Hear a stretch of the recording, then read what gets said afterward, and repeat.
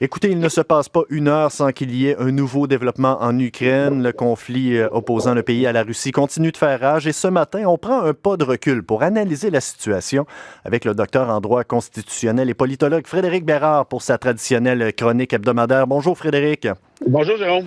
Nous approchons tranquillement mais sûrement du million de citoyens ukrainiens qui ont pris la fuite et qui demanderont éventuellement, du moins pour une bonne proportion d'entre eux, le statut de réfugié. Le Canada veut faire sa part, bien entendu. Alors concrètement, pour aider à notre compréhension des choses, quels sont les droits des personnes avec un statut de réfugié au Canada?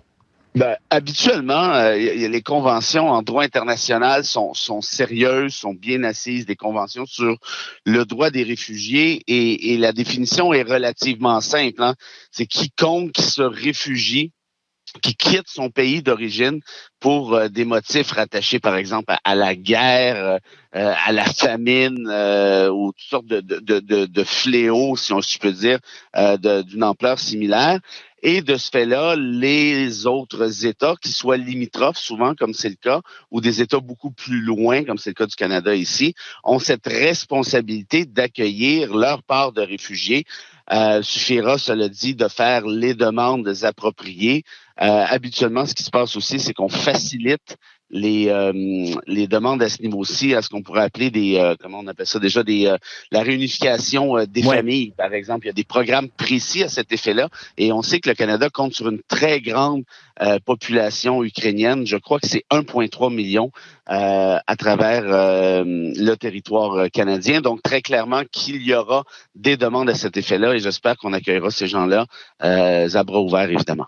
C'est donc bon pour les citoyens ukrainiens, mais aussi pour tous les pays du monde. Est-ce que ce conflit-là, Frédéric Bérard, qui semble plus près de nous parce qu'il se déroule dans un pays développé, ne lève pas le voile sur ce que les réfugiés d'autres pays, notamment au Moyen-Orient, vivent au quotidien? Est-ce que vous croyez que ce conflit-là va sensibiliser la population à la pertinence d'ouvrir ses portes aux réfugiés?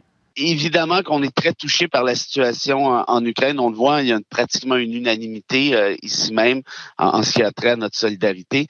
Celle-ci, et je parle de la solidarité, est plutôt à géométrie variable par contre, parce qu'il y a d'autres conflits dans le monde qui durent depuis un certain temps déjà. On peut penser par exemple à la Syrie. Est-ce qu'on était aussi ouvert au fait d'accueillir des réfugiés syriens? Moi, je me rappelle de débats qui ont fait rage dans nos médias, et je parle ici strictement du Québec. Je me souviens aussi lorsque une partie de la communauté haïtienne qui vivait aux États-Unis avait dû quitter du fait de Donald Trump. Est-ce qu'on les a accueillis à bras ouverts? Ça, je suis pas si certain non plus.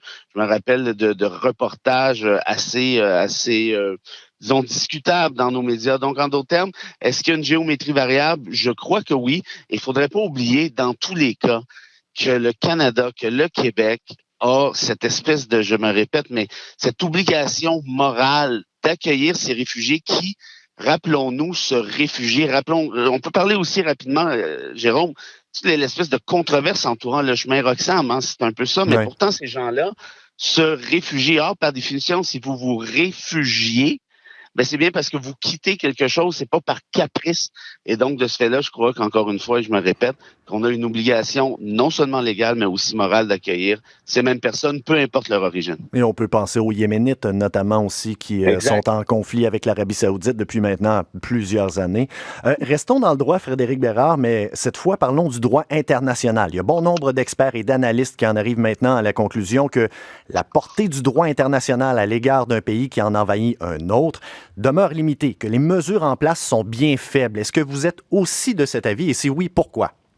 Ouais, je le suis depuis longtemps, moi. Je veux dire, comme constitutionnaliste, j'ai un intérêt indirect pour le droit international, mais force est de constater que celui-ci réside beaucoup plus dans les belles intentions, Jérôme, que dans la coercition. On le voit actuellement, n'importe quel semi-spécialiste vous dira la même chose. Il est clair, net et précis en vertu de la documentation internationale que Vladimir Poutine envahit illégalement à 1000% l'Ukraine. Or, qu'est-ce que le droit international peut faire ici? La réponse est à peu près rien. Pourquoi? On l'a vu encore il y a de ça 48 heures, quand le Conseil de sécurité a tenté d'adopter une résolution blâmant la Russie pour son invasion. Qu'est-ce qui est arrivé? La Russie, qui bénéficie d'un droit de veto, a bloqué l'adoption de la résolution en question. En d'autres termes, est-ce qu'il y a une réforme qui est nécessaire en profondeur du fonctionnement de l'ONU, particulièrement en ce qui a trait à son Conseil de sécurité?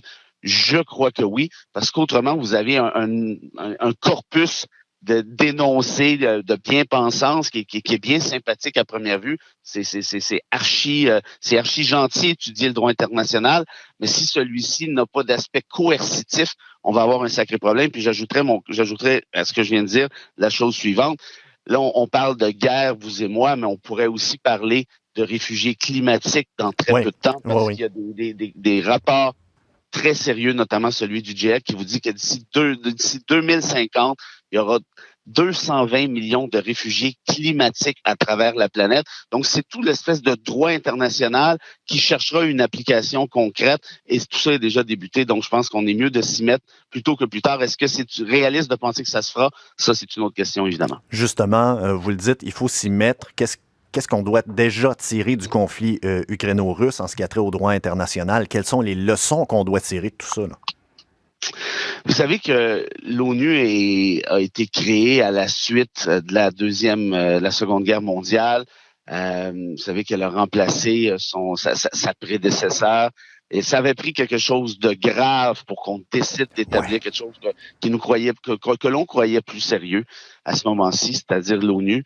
Est-ce que l'invasion actuelle de l'Ukraine par la Russie va servir d'électrochoc? Honnêtement, j'aimerais bien penser que oui. J'aimerais vous dire que oui, mais est-ce que j'en doute? Absolument. Mais une chose est sûre pour moi, c'est que tant et aussi longtemps que nous n'aurons pas de droit international dit sérieux, c'est-à-dire coercitif, c'est-à-dire avec une police, malheureusement, on risque de perdre notre temps. Et comment on pourra procéder à tout ça? Ben, peut-être que c'est l'électrochoc qui se produit en ce moment, qui servira à, mais encore une fois, je suis semi-sceptique, semi-optimiste, disons ça comme ça. Et Frédéric Bérard, on ne peut pas passer sous silence le fait que présentement, les Russes subissent eux-mêmes les conséquences de tout ça. Et je parle des citoyens russes, pas du gouvernement russe. Il faut penser à eux présentement. Ils savent très bien dans quoi on s'embarque et ils se retrouvent menottés là, dans la situation. Oui, ça, je trouve ça. Je comprends toutes les pressions, notamment les représailles économiques. Je suis un fan de hockey et je sais que vous aussi, et on voit les anciennes vedettes comme Wayne Gretzky et Dominique Hasek dire on doit punir de telle manière les joueurs russes, directement ou indirectement. Mais je trouve ça dommage en quelque sorte, parce que est-ce que la population russe est en faveur de cette guerre-là? Ça, c'est pas clair du tout. Et en plus de ça, qui souffre des représailles économiques habituellement? C'est assez rarement les Poutines de ce monde et ses amis banquiers, quoi qu'il y en a peut-être qui sont un peu affectés par la bourse.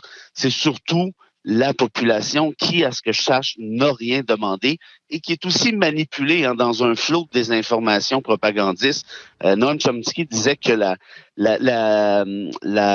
propagande est à la démocratie, ce que la matraque est à la dictature. Et on sait que c'est ce qui existe actuellement, que Poutine est capable de manipuler sa population comme tout leader qui agit de cette façon-ci. Donc, je trouve ça, je dirais, d'une double tristesse, et on doit faire attention de justement ne pas amalgamer le peuple russe et ses dirigeants à l'heure actuelle.